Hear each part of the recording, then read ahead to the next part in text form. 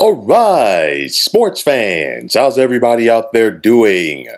William Martin coming at you one more time here on YouTube with another edition of the 300 Pounds of Sports Knowledge Podcast. Now, today marks the end of one of the most interesting eras of basketball for the Brooklyn Nets, as the franchise today traded all star guard Kyrie Irving to the Dallas Mavericks. It was only a few days ago that the news broke that Irving was seeking a trade after the Nets would not guarantee him that they'd give him a contract extension over the summer. Now, in three plus seasons with the Nets, Kyrie has only appeared rather, in 143 games, as he missed almost as many games as he did play for a variety of reasons. Now, Kyrie was in the midst of one of the best stretches of his career. As for the month of January, he averaged 29 and a half points and 6.5 assists as he put the Nets team on his back due to the fact that Kevin Durant was out with the injury.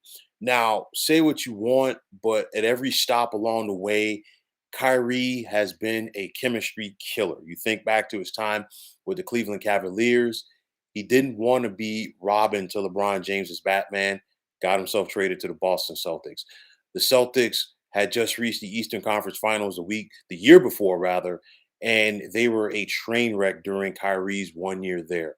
He's been with the Brooklyn Nets for three plus seasons with Kevin Durant. And I mean, the Nets, what can you say? They haven't won an NBA championship, but they've won the back pages of the New York tabloids because they've been consistently on there for a variety of reasons. Now, in my opinion, and some people are going to agree with me, some people won't. That's fine. But this move should have happened last summer as far as the Nets trading Kyrie, but they were attempting to keep their other all star, Kevin Durant, happy. And at the end of the day, you know what?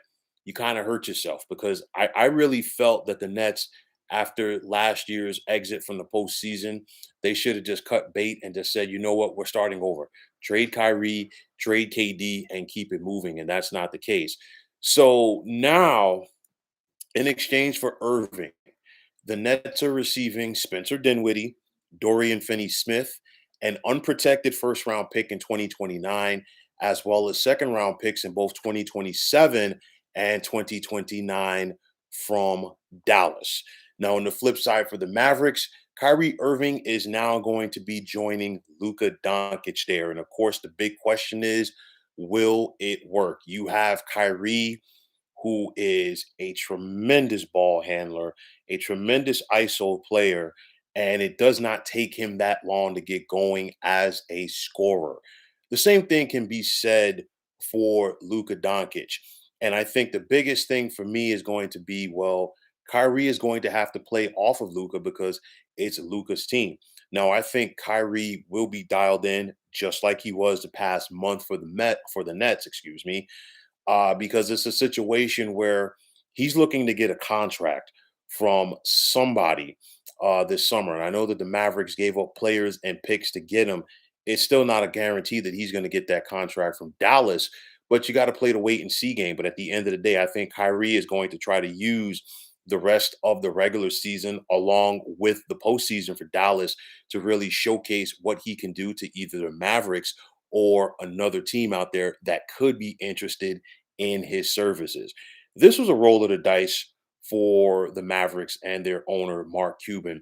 But it's one of those where, you know what, Mark Cuban knows that Luca cannot do it by himself. And I think this past season has shown that Luke, and even last year, Luca's a one man band. And one star player is only going to take you so far in the NBA. And Luka Doncic to me is a star, and I think he has the potential to be a superstar. That's how good he is.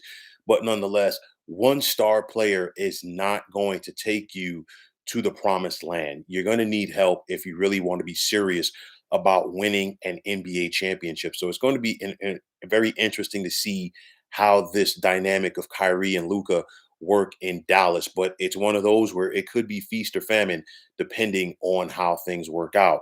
And, of course, I mean, at the end of the day, Kyrie is a guy who's immensely talented, but it's everything else that you got to deal with as he's an enigma. You never know what you're going to get.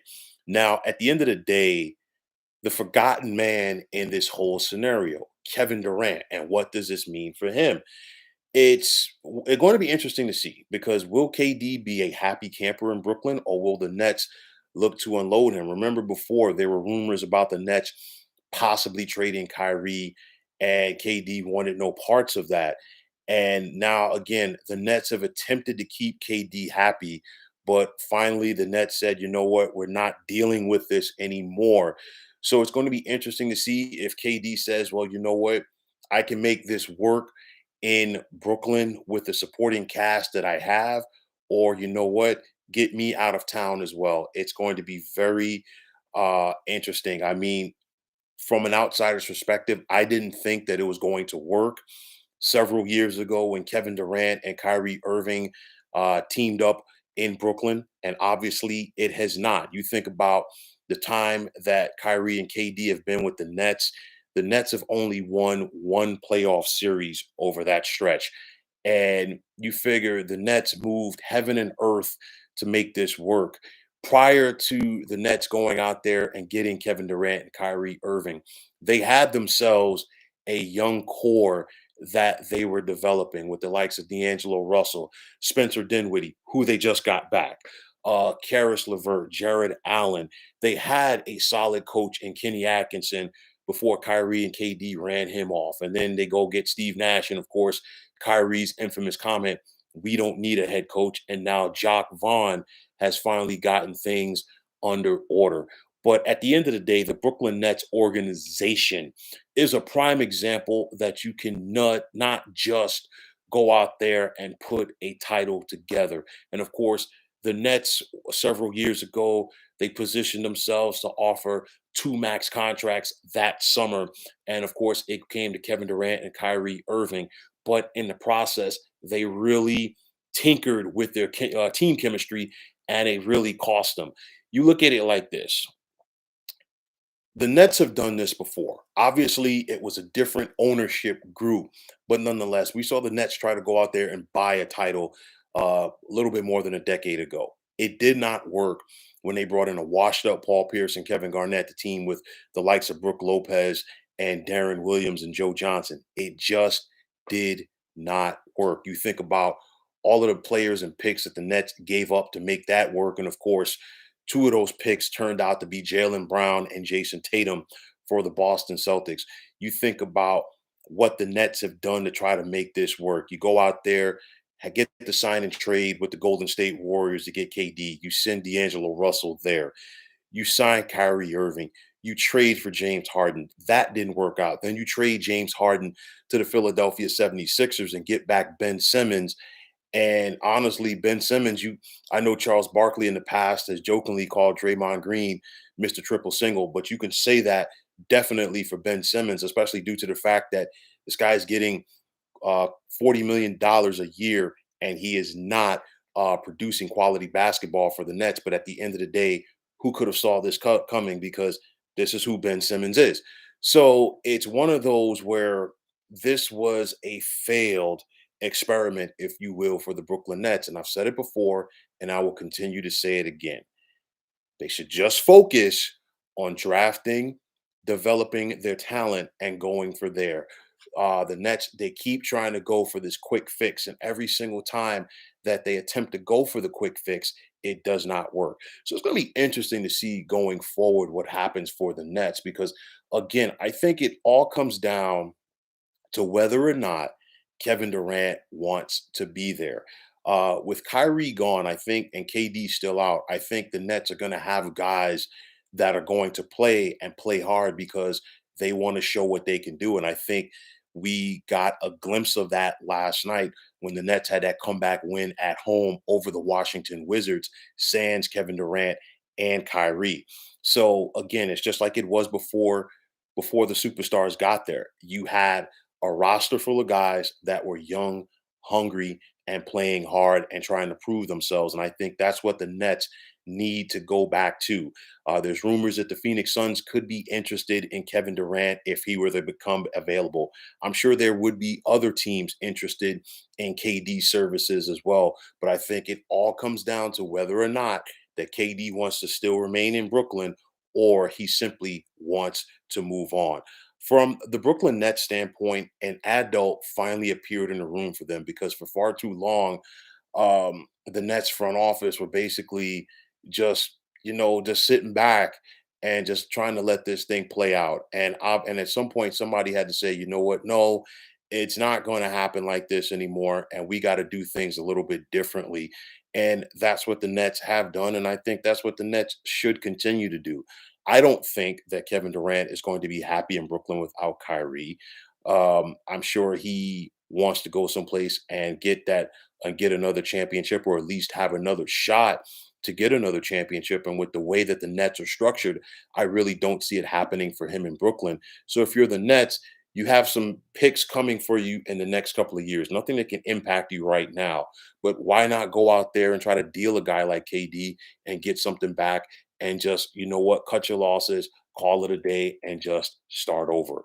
For the Mavericks, it's going to be interesting to see how this works out between Kyrie and Luka Doncic. Of course, Doncic is out right now, but for me, my eyes are going to be focused on the playoffs because the biggest stars always step up on the NBA's biggest stage.